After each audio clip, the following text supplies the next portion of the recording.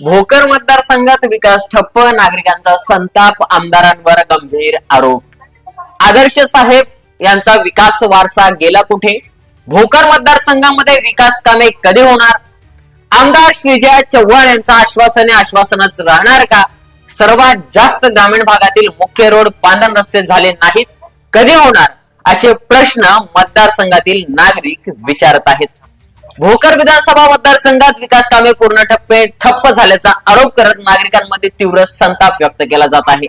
रस्त्यांची दयनीय अवस्था, पाणी पुरवठ्याच्या गंभीर समस्या, अपूर्ण पायाभूत सुविधा आणि रोजगाराच्या संधींचा अभाव यामुळे नागरिक त्रस्त झाले असून प्रशासनाने लोकप्रतिनिधींविरोधात तीव्र नाराजी दिसून येत आहे.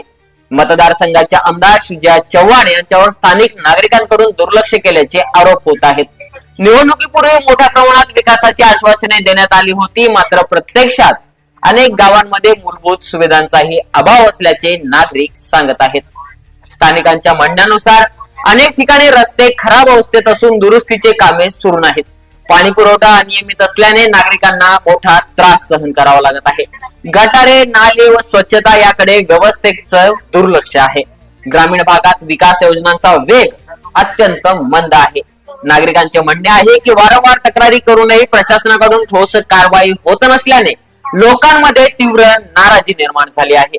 मतदानावेळी आश्वासने दिली, पण आता जनतेच्या प्रश्नांकडे दुर्लक्ष केले जात आहे, अशी भावना नागरिकांमध्ये व्यक्त होत आहे. दरम्यान प्रशासनाकडून विकास कामे प्रक्रियेत असल्याचे सांगितले जात असले तरी प्रत्यक्षात कामांची गती अत्यंत कमी असल्याचा आरोप नागरिक करत आहेत. या परिस्थितीमुळे भविष्यात आंदोलन किती तीव्र लोकापेक्षा निर्माण होण्याची शक्यता व्यक्त केली जात आहे.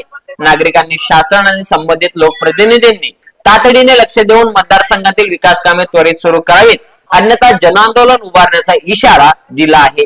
आता पाहूयात याकडे प्रशासन आणि संबंधित लोकप्रतिनिधी काय पावलं उचलतील.